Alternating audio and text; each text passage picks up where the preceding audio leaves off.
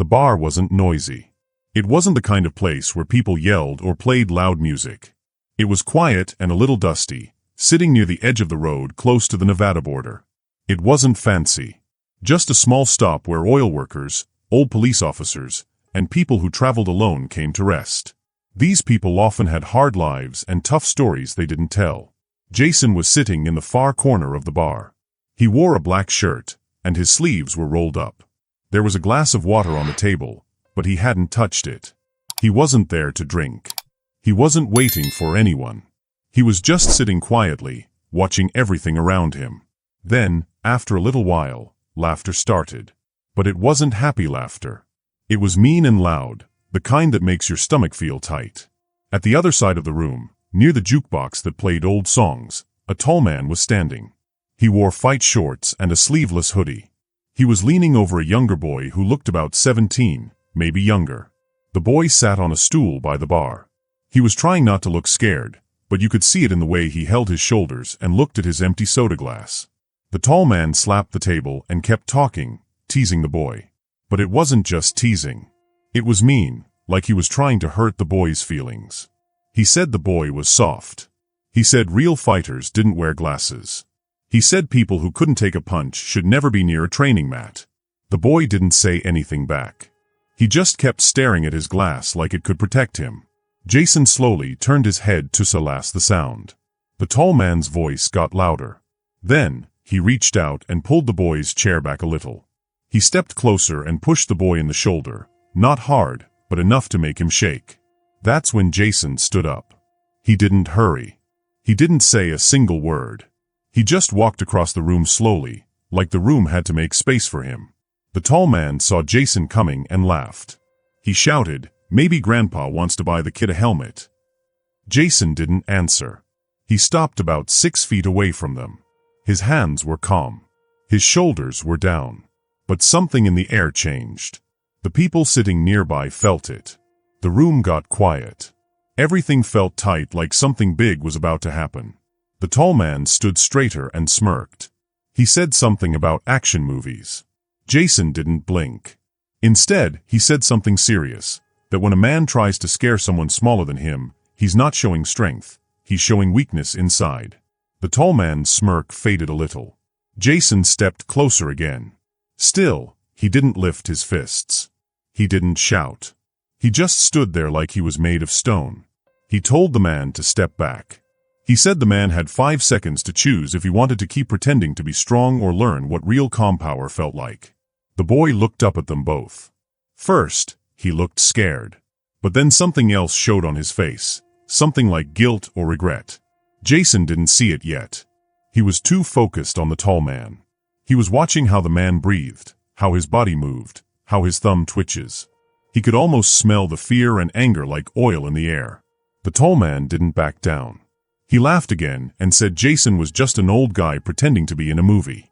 Jason took one more step and said one word, quiet and rough, like rocks scraping on the ground. The bartender shouted, "Take it outside." But nobody moved. It felt like one more word would crack the floor open. Then the boy spoke. His voice was low and shaky.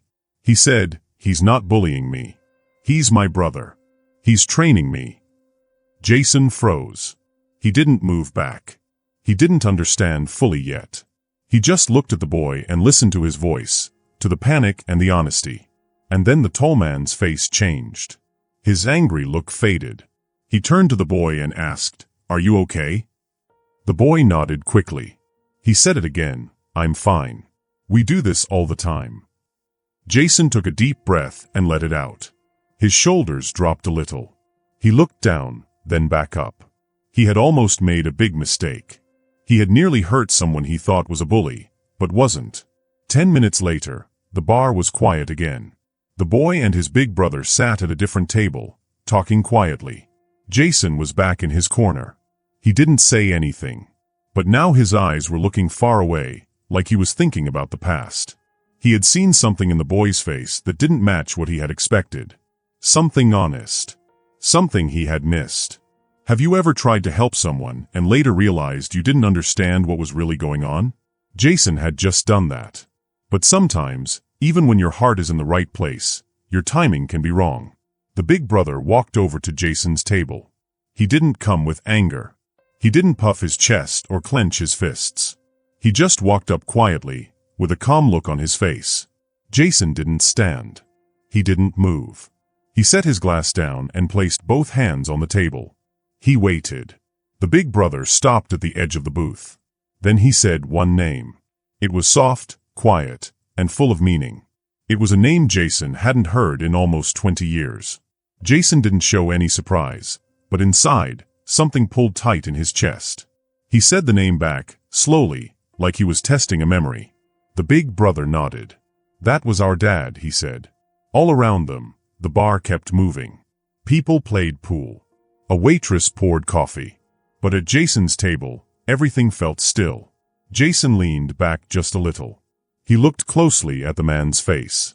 And finally he saw it, not the tough act, not the jokes, but something deeper. He saw the face of someone who reminded him of a man he once trained with, a man who once saved Jason's life during a war, then vanished. Jason asked, "How long ago did he pass?" 3 years ago, the man said. Then he added, "That boy you stepped in to protect? He's our dad's grandson." Jason sat quietly with that thought. He didn't speak. He just took it in. He had almost hurt the son of the man who once pulled him out of danger without even thinking. The big brother didn't seem angry. He didn't brag. He said, "I get it. You didn't know. It looked bad. But the boy's been bullied at school for a long time. His confidence is broken. He wants to fight, but he's scared of getting hit. So I take him out once a week. I push him, not to hurt him but to prepare him." Jason looked over at the boy, who was now playing with a toothpick and drinking root beer. He didn't look scared. He looked calm. Jason asked, "Why didn't he say something sooner?" The big brother smiled and said, "Our dad always told us, you don't have to explain your training to strangers." Jason nodded. The words felt familiar, like something his own teacher once told him a long time ago, before cameras, before fancy fights. The big brother reached into his jacket and pulled out a folded photo. He slid it across the table. Jason hesitated, then picked it up and opened it. The picture showed 4 men on a dusty hill. They were shirtless and sweaty. They looked tired but happy. One of them was Jason, much younger. Another was the big brother's father. They all had their arms around each other and their hands taped, like they'd been training hard. Jason breathed out. "I haven't seen this since the war ended," he said. The man nodded. "It was the only photo Dad ever kept in his wallet," he said. They sat together in silence. No more words were needed. After a while, Jason stood up and held out his hand. The big brother shook it. Not hard, not soft. Just steady. Jason said, "The boy's got a good chance to grow strong. But he needs more than pressure. He needs a good example." The big brother nodded. "I'm trying," he said. Jason left some money on the table. He didn't drink his water. Before he left the bar, he walked over to the boy. He said, "Keep your chin down. And don't ever think being quiet means you're weak." The boy smiled. He looked a little confused, but proud. Jason stepped outside into the dry wind. He pulled on his jacket and looked out over the parking lot. He didn't feel embarrassed. He felt like he had learned something. Because trying to help someone, even when you don't know the whole story, is still a brave thing. But being able to change your mind when you learn the truth, that's the real kind of strength. Jason stood next to his car. His hands were in his pockets. He stayed there for a while. He wasn't thinking about the big mistake he almost made. He was thinking about how fast people can get the wrong idea about someone's life. If all you hear is noise and yelling, you might not understand what really happened. The man Jason almost hit, he had once been a little boy too. He used to run around the same big field where Jason sometimes slept during his missions. That man didn't grow up to be a mean person. He became a protector, a strong shield. But Jason had been too quick to act. He didn't take the time to see the full picture. He almost hurt someone who didn't deserve it. Jason left quietly. He didn't give a speech. He didn't say sorry out loud. He didn't say he would come back. He just left with silence. But this silence didn't mean he didn't care. It meant he felt sorry and was carrying that feeling with him. Jason drove all night. He didn't turn on any music. He didn't make any phone calls. Just the sound of the car's engine kept him company. He kept thinking about the boy's face. The boy looked surprised, but not scared. His eyes were wide but calm. Jason couldn't stop thinking about it. It stayed in his mind like an old scratch you never forget.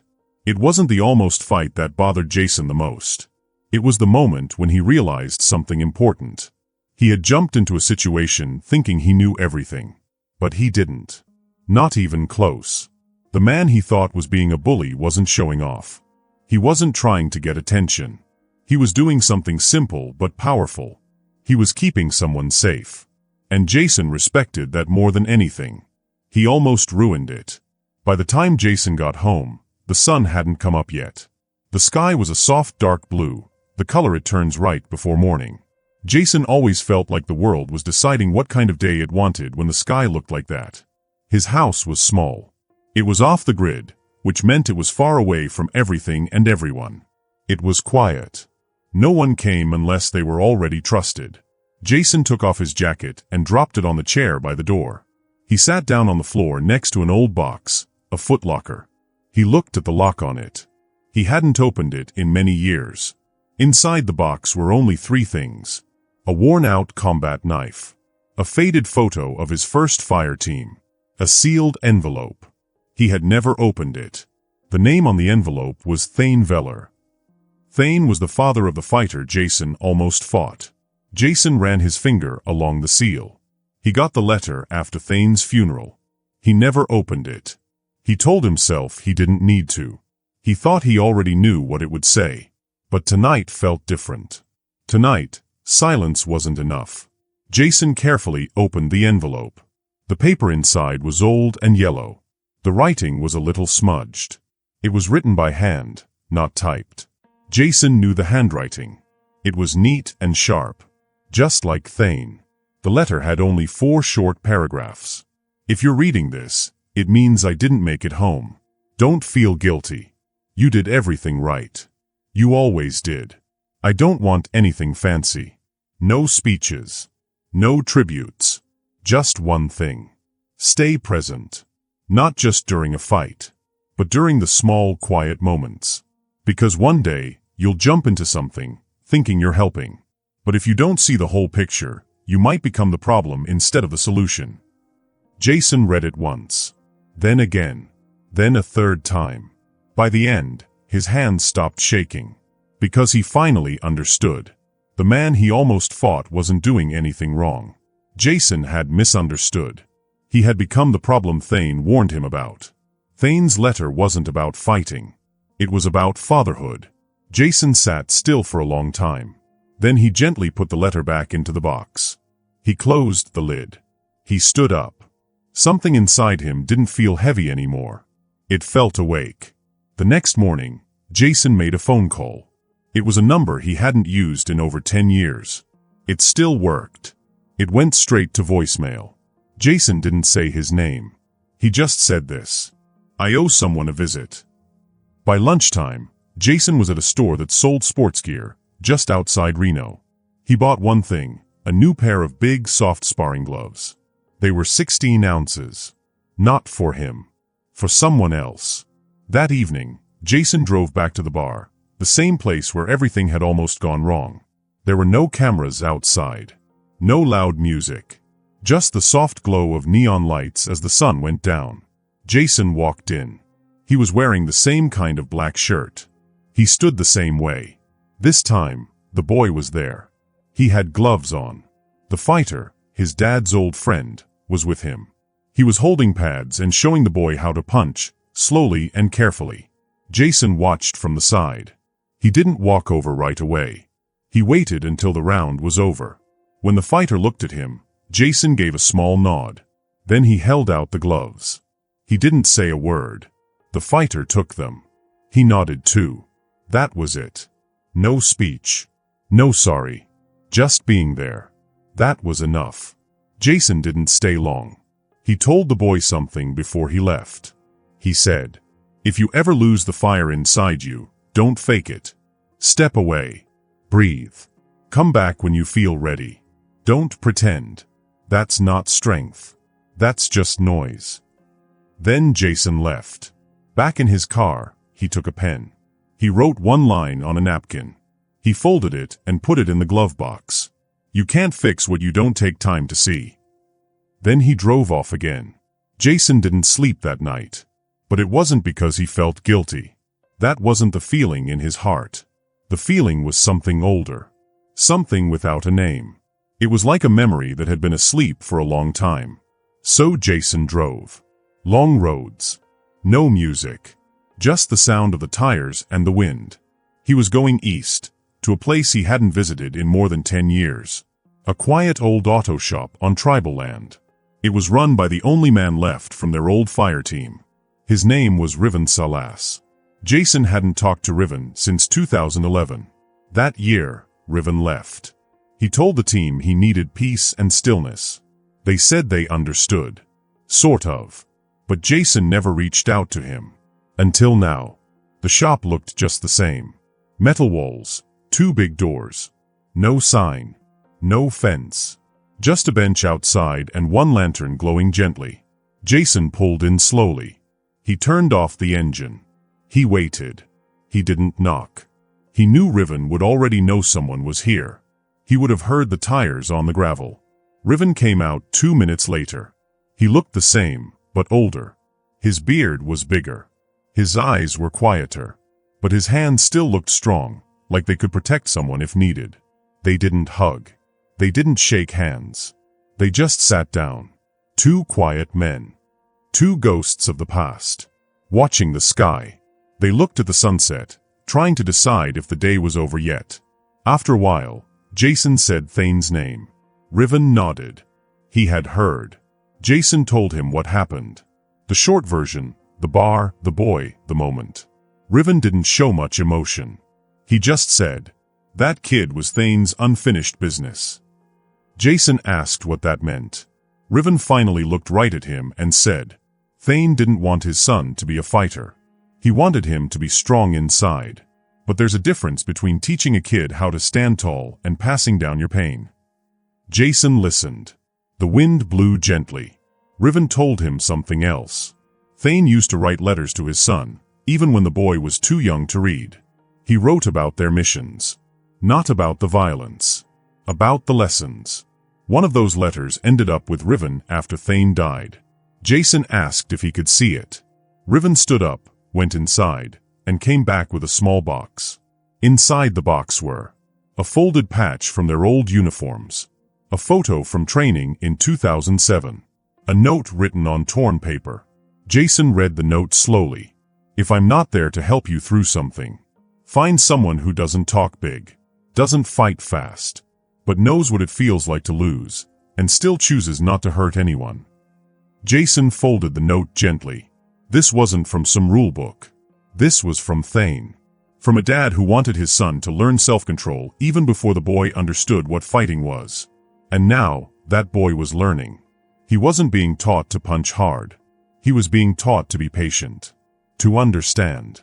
Jason told Riven about the gloves. About how focused the boy was. Riven nodded. He said, sounds like the kid is becoming what Thane always hoped for. Then Riven looked at him and added something important. You almost ruined that, Jason.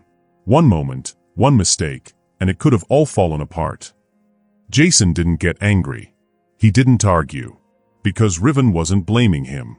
He was just showing him the truth. Jason sat quietly. He let those words stay with him. Then they talked for another hour. They talked about old gear. About their team. About what it feels like to live in silence after war. Then Jason stood up. He said he was going north. Riven asked why.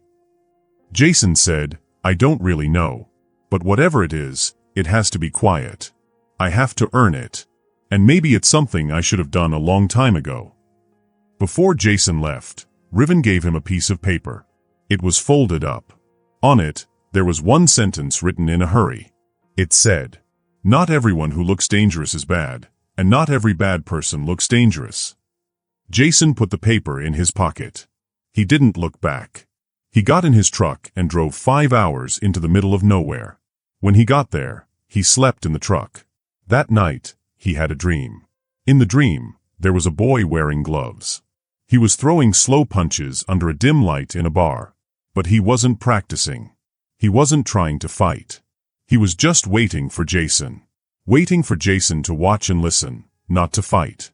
Have you ever almost thought someone was bad, only to find out their real story later? Has that ever happened to you? Sometimes, the people we almost argue with are the ones who are quietly keeping everything together. They're strong, but they don't show it in loud ways. 2 weeks later, Jason was at his cabin. He was chopping wood behind the house. It was quiet, the kind of quiet that lets you hear your own thoughts. Then he heard something, tires crunching on gravel. The sound was slow and careful. Jason knew right away, this wasn't someone who got lost. This was someone coming on purpose. He set the axe down, wiped his hands on his jeans, and walked to Solas the trees where the small road curved into his land. A little silver car pulled up. It stopped. The passenger door opened. A boy stepped out. Jason knew who it was. It was the same kid from the bar. Thane Veller's grandson. The boy Jason had almost gotten between, thinking he had to protect him. That night at the bar, the boy had a look on his face that didn't belong to a kid. It looked like he was carrying something really big, like trying to carry his father's story on his back without really knowing how heavy it was. Now, the boy just nodded. He didn't say a lot at first. Then, he held out a small envelope. Jason walked over slowly and took it. There was no name written on the outside. Just one word. Deliver. The kid said, Thane wrote some letters before he died. Each one was for someone special. This one has been passed around by different people, family and friends, for years. Now it's finally come to me. He looked Jason in the eyes and said, I was told that when I turned 18, I should find you and give it to you. Jason didn't open the letter right away. Instead, he said, come inside. They didn't go all the way into the house. They sat on the back steps of the cabin. Behind them were trees and soft green hills. The wind moved gently through the pine trees. Jason asked, are you still training? The kid nodded. Yeah, he said.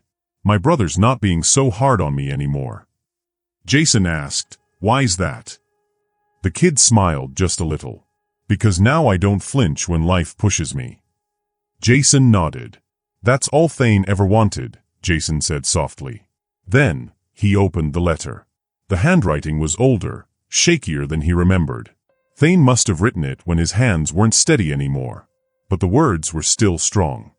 The letter said, you made it out. I didn't. That's the truth. But I'm not writing this for closure.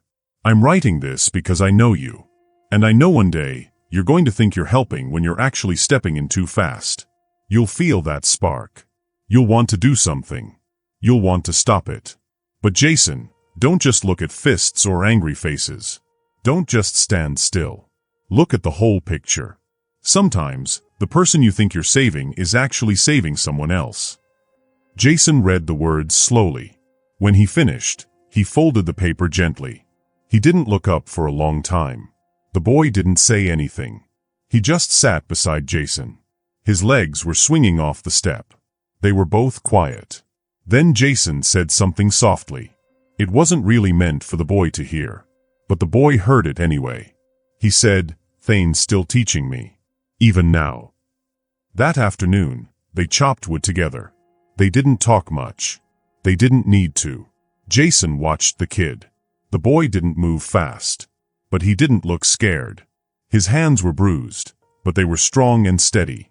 He stood the right way, balanced. He wasn't trying to show off. He was just doing the work. At one point, Jason saw that the kid was holding the axe a little wrong. Jason stepped in, adjusted the boy's grip, and stepped back. He didn't say anything else. The kid noticed. He fixed his hands. Then he kept chopping. Right before the sun went down, the boy stood by his car. His hand was on the door, ready to go. Jason walked over. He gave the boy a folded piece of paper from his own pocket. He didn't say what it was. The boy drove off. Later that night, when he stopped for gas, he opened the paper. It had one sentence on it. When you start teaching, don't speak first. Jason sat by the fire that night. He didn't drink anything, just thought. He thought about that night at the bar, the feeling he had, the tension in the air, how close he came to stepping in when he didn't need to. And then, the truth. He hadn't failed that night. He did what he was trained to do. He stepped in to stop something. But what made him better, what helped him grow, was when he stepped out. Because once he saw the whole story, he realized he didn't need to act. And that more than strength, more than quick moves, was what truly Thaynard. Final scene. Months passed. Another bar. Another small town. Jason walked in. He looked tired but calm. He sat in the back corner of the room. Near the jukebox, 3 young men were talking. 2 of them were getting loud, angry. They were pushing a third guy with their words. Jason leaned for solace in his seat. He watched carefully. He could feel the tension. He was ready, just in case. But then, someone else stepped in. A young man. He didn't yell. He didn't push. He just stood tall, with calm eyes and a straight back. His hands were strong, but gentle. He didn't need to fight. Jason looked closely. It was the kid. Thane's grandson. The kid didn't throw a punch. He didn't even raise his voice. But somehow, he made the 2 loud guys step back. The fight didn't happen. Jason leaned back in his chair. He smiled, just a little. He didn't say anything. He just watched. The lesson had been passed on. Sometimes a person teaches you something so deep, so real, that years later, you end up teaching it too, without even thinking about it. Have you ever learned something like that? Something you didn't just say, something you lived? Tell us your story in the comments. Because some lessons aren't spoken. They're alive. If you enjoyed this story, let me know your thoughts in the comments. I love hearing from you. Don't forget to hit that subscribe button and turn on notifications so you never miss out on the next thrilling adventure or mysterious twist. Thanks so much for watching, and I can't wait to see you in the next video. Until then, stay curious and keep exploring.